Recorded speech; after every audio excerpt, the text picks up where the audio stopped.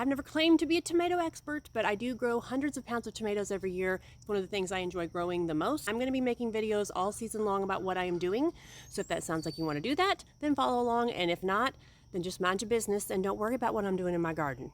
All right, y'all, let's get these dang tomatoes in the ground because they are way overdue. Now, y'all don't judge my poor little skinny Ozempic tomatoes, okay? I bought these a month ago. It couldn't decide if it wanted to be spring or winter, and then our house came down with the plague, and it's been a to-do, so we're putting them in tonight. So the number one thing that I always look for before I plant my tomatoes, because I have an indeterminate bed, and then I will throw my determinants into my other beds, meaning my indeterminants are vines, so they need a very large structure. That is why I have these T-posts behind me. I made a video on how I did this if you are interested. So these sad looking little fellows are my black crim on my plant tag, which is going to be backwards because I look like a psycho when the camera is facing the other way. It's going to tell you these are indeterminate, meaning they are a vine. So we are going to put them in the vine section.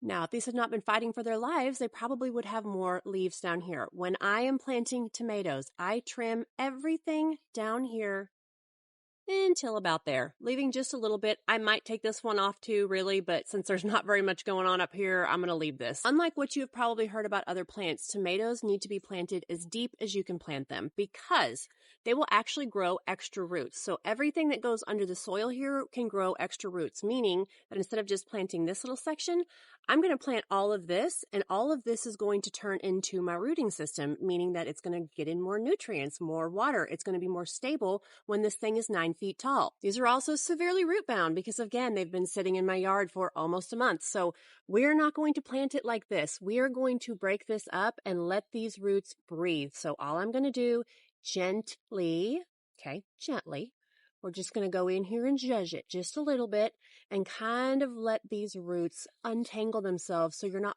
planting it in there and it's all root bounded up, okay? We want these to be able to breathe and go down into the soil. So how deep of a hole do we need to plant, you may ask?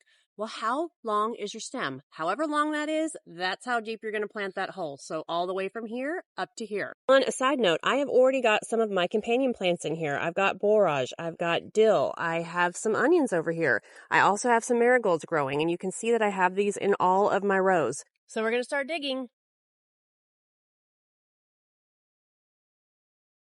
Now, I had biotone in with all of my new plants. This actually does feed the plants, but it also has ingredients that help to really boost your microbiome, which is incredibly important to your soil health, and it helps your plants to establish a little bit better. Now, there are directions on this bag that you are not going to see me follow. I just measure with my heart because I've been doing this for a while, but you should probably read the instructions. However, this is an organic, slow release. It's not going to burn your plants like if you're using a synthetic, but you still want to make sure that you're using the right ratios. Now I'm just going to gently place this into the hole. I prefer to plant at night. It is cool outside. It gives the plant a little bit of time to not be stressed out by the hot sun. You can also do it in the early morning. I would never plant anything in the heat of the day because it's very stressful for your plants, but I just prefer the nighttime with my own experience. And that's pretty much it. There he is in his happy little home.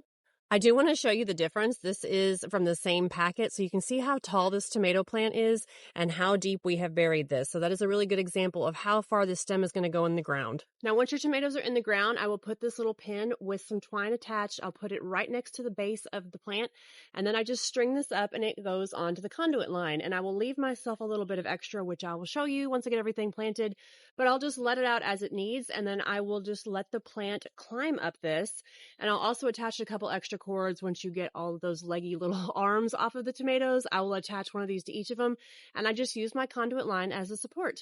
I'm not super tech savvy, so I'm trying to figure out how to make an Amazon list so you guys can just go get all of these things. But in the meantime, if you want them, I will link them below into a comment or something. Just let me know. I hope this helps you guys. If you're getting your tomatoes into the ground, this is my favorite way by far of everything I've ever tried. I don't even use tomato cages anymore. I love this trellising system, and it will last me for years.